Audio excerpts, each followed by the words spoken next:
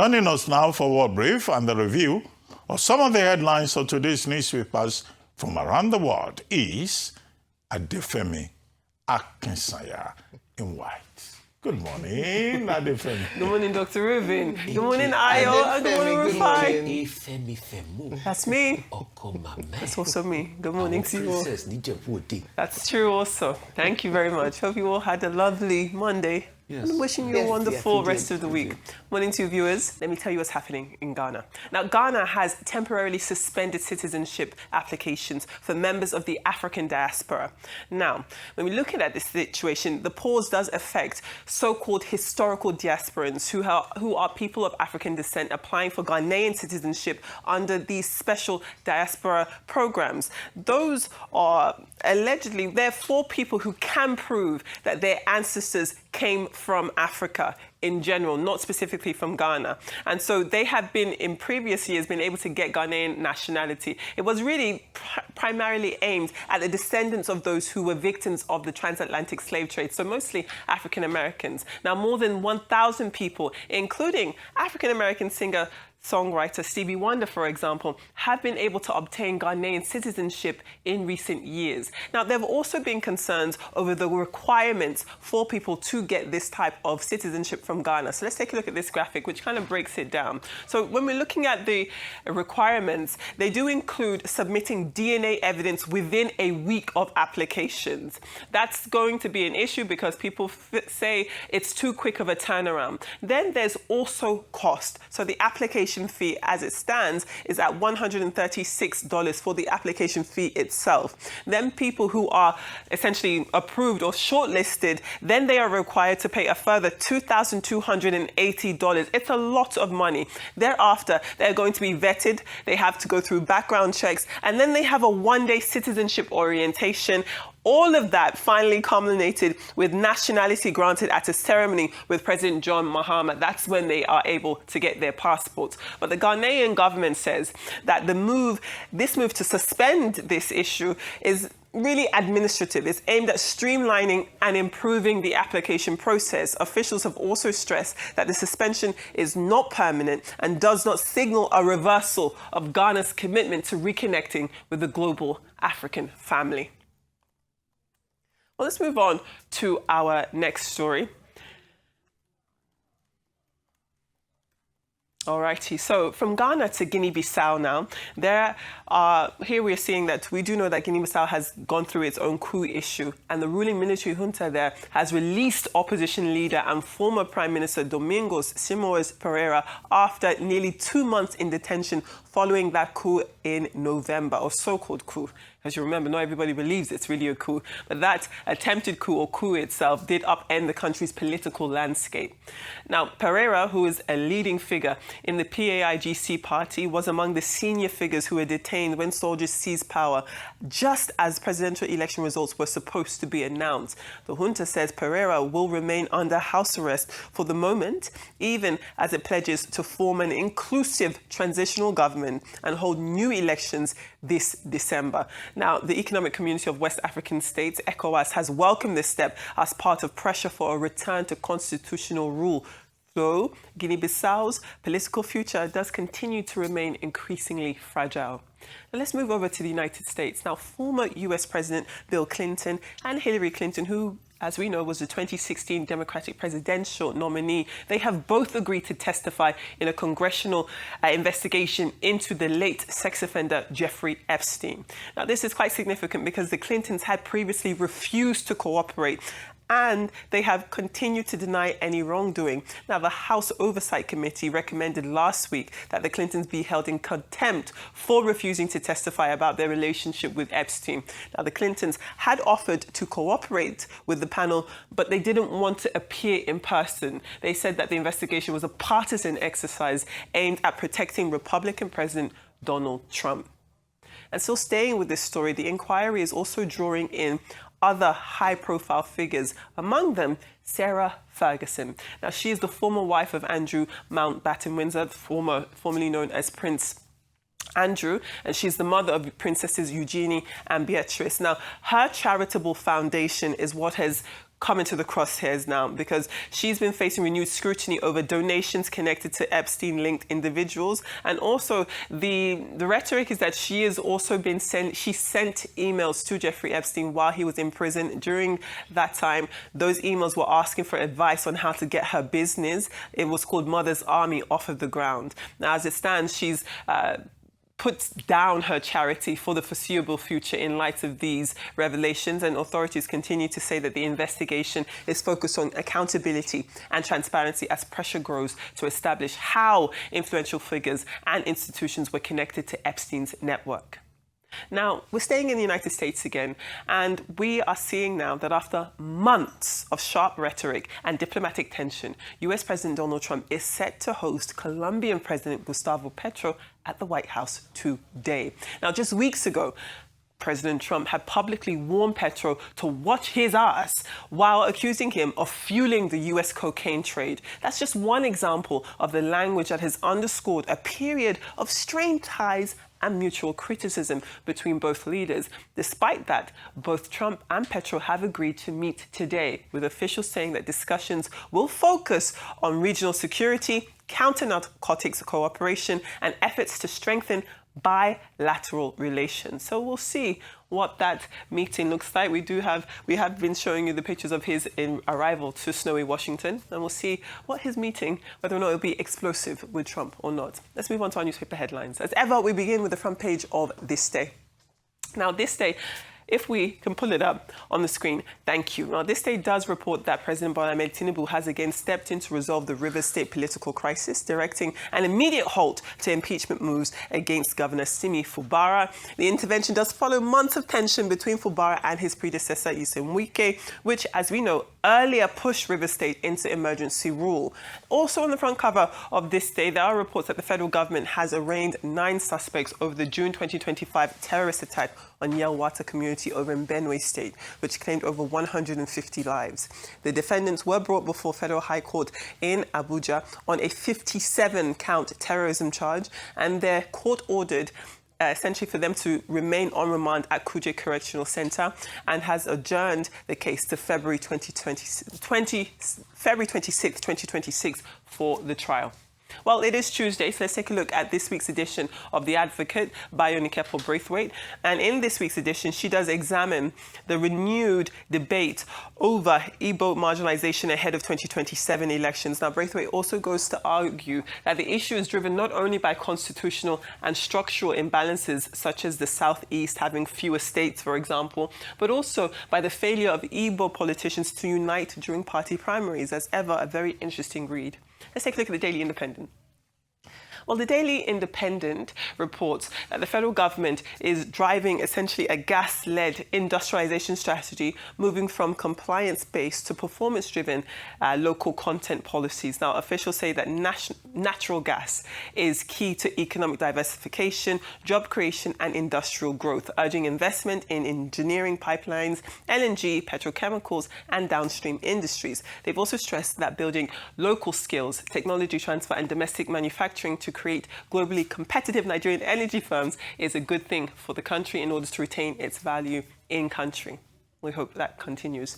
Let's move on to our next paper. We've got the New Telegraph. The New Telegraph reports that President Tinubu has directed the Budget Office of the Federation to implement a clear framework for sharing electricity subsidy costs among the federal, state, and local governments in the 2026 budget. The move does aim to end hidden subsidy burdens on the federal government by making costs explicit, tracked, and transparently funded, while requiring ministries, departments, and agencies, MDAs, to reflect subsidy liabilities in their budget plans and support cost-reflective reforms. Let's take a look at our next paper. We've got the Daily Trust up next. And the Daily Trust does report that a fire at Kano's Singer Market did destroy goods worth billions of naira. It razed multiple stalls very early in the morning. Now, authorities have also rescued 2 people and are investigating the cause, while traders and leaders really warn that repeated fires in their marketplaces, in their communities, it does threaten livelihoods and disrupts the supply of essential commodities. to those local communities. Let's take a look at the Punch. The Punch does report that despite receiving about 9 trillion naira in FAC allocations in 2025, many state governments are facing criticism for limited impact on citizens' welfare. Now, labour unions, civil society groups and opposition parties say rising federal inflows have not translated into better healthcare, better education and infrastructure, or even poverty reduction, highlighting essentially these accusations of weak governance within Nigeria. Let's move on to our next paper. We do have the I in the United Kingdom. And again, we're talking about this Epstein issue. So according to the I paper, Sakia Starmer has said that Lord Mandelson, the former ambassador, his own former ambassador, should lose his peerage and testify in the US. So his peerage is his Lord title there. And then moving on to the Financial Times this morning, Donald Trump says that he will lower US tariffs on India. This is as the paper reports that after the Indian Prime Minister Narendra Modi agreed to stop buying Russian oil, he has fallen into favour with the US president. So those are your newspaper headlines from Nigeria and beyond. And your world brief, of course, love to hear your thoughts. Okay, a couple of things. As regards Guinea-Bissau, please, let us not indulge fraudulent human beings. Fraudulent human beings like people like the former president that connive with his military hierarchy because elections are not going his way to plan a coup. Then, after doing that, you are not trying to legitimize that government by bringing the opposition in. Because when we start on this trajectory, Africa will never be free. Because what he's trying to do now is, as long as my cronies are there, let's bring the Diaz guy and the Pereira guy, the opposition guys in. If they can give legitimacy to this government, then we can do smooth sailing. That's eating your cake and having it at the same time. This is not what's going to make Africa, and everybody should totally condemn it. The military must leave Guinea-Bissau. They must go back to those elections if the military truly cares. Yeah. Because you see, this is why I'm against coup, and I don't know why people are celebrating coup plotters and coup leaders in Africa. Anyway, it's because the democratic institutions have failed, but it's not a reason for us to support coup plotters. Look at the guy in Guinea, Doumbouya. He has now transformed into a civilian dictator. That's what they normally do. If we allow this sail through, it's never going to be good for us. Even look at their poster child that they keep celebrating in Burkina. He is just a dictator, just like all of them. What's the poster, all of the one they celebrating? Traore. He's just a dictator like all of them. If Traore truly means well for Burkina Faso, he should organize elections and let democratically elected people run the country. Because he's also the problem. So there's no justification for what they're doing. And that's why, please, Guinea-Bissau should be allowed to return to democracy. That elections that they try to manipulate, they should go back and conduct an election. Let's see if Umbalo is going to win. He's already lost favor with the people. As regards the Epstein file, I just want everybody to be calm. You know, we're already seeing many things now. Plus the tech mogul that we saw that he picked up STD. He was trying to give his wife antibiotics. Anyway, he has come out to deny it, that nothing of such happened. To Lord Mandelson, I think they should strip him of his peerage immediately with all the atrocities. To the Clintons now that are saying that they're going to testify, you can now see why Epstein had so much power. And you cannot see why he ruled like he owned the world. But as regards the President of America, Mr. Trump, that his name has been mentioned 1,000 times that they've largely redacted, let's just wait. All I just beg the Democrats is, please, after Trump's term, if you people win, all that thing DOJ redacted, we want to see the full copy. That's just it.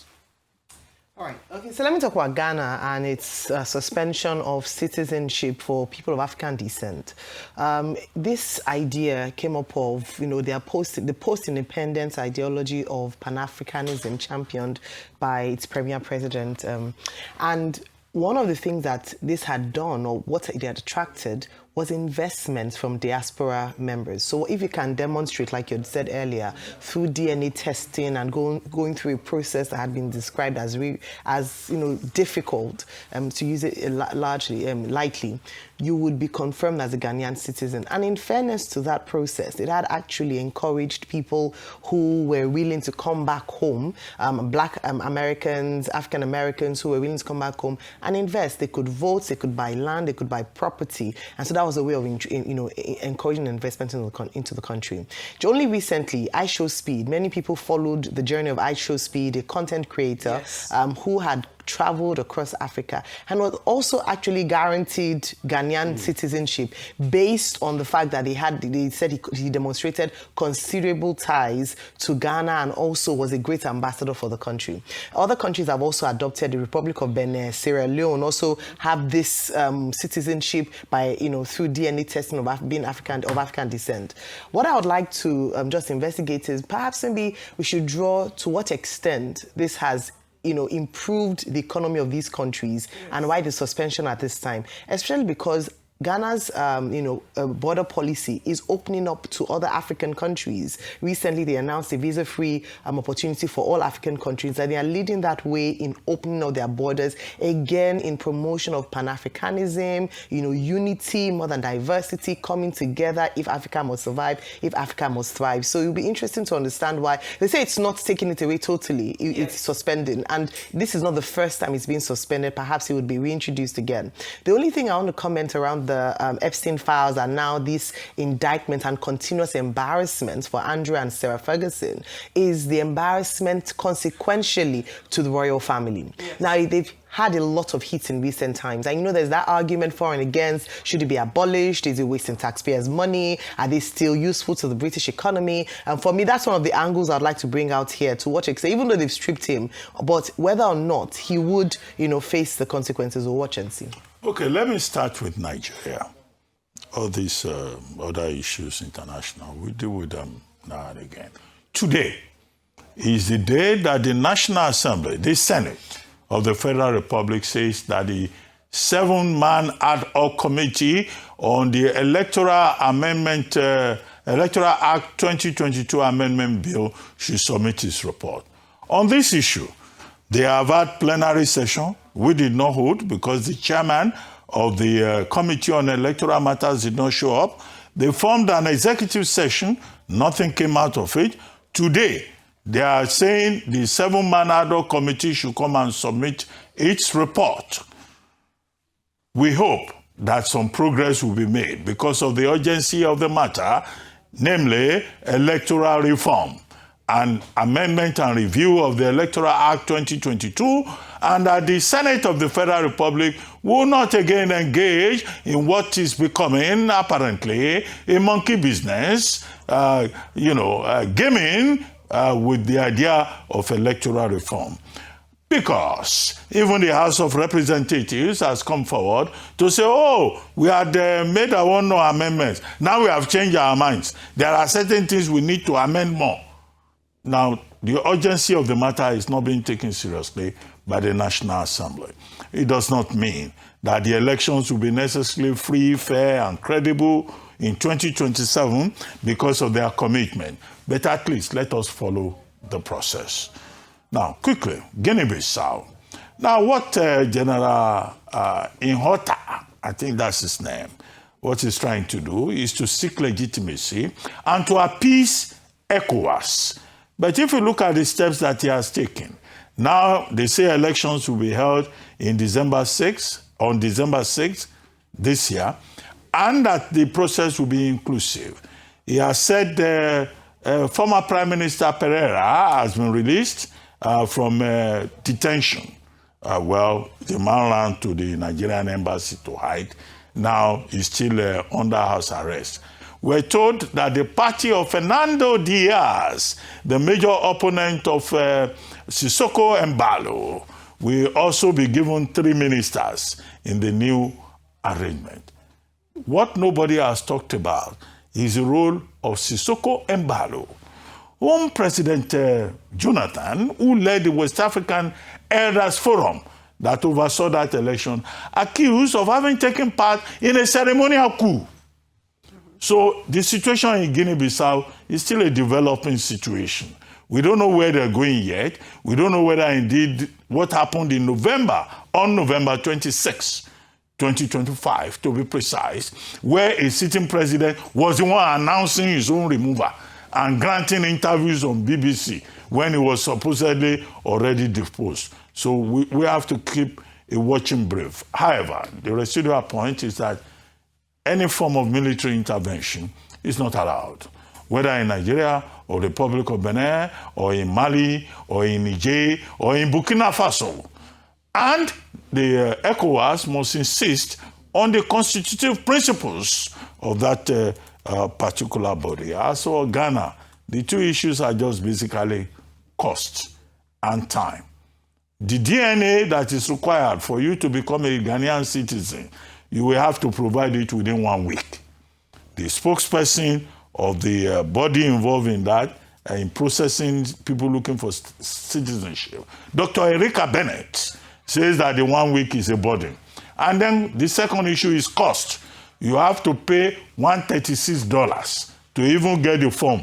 And then you pay an additional $2,780 to also even process your registration.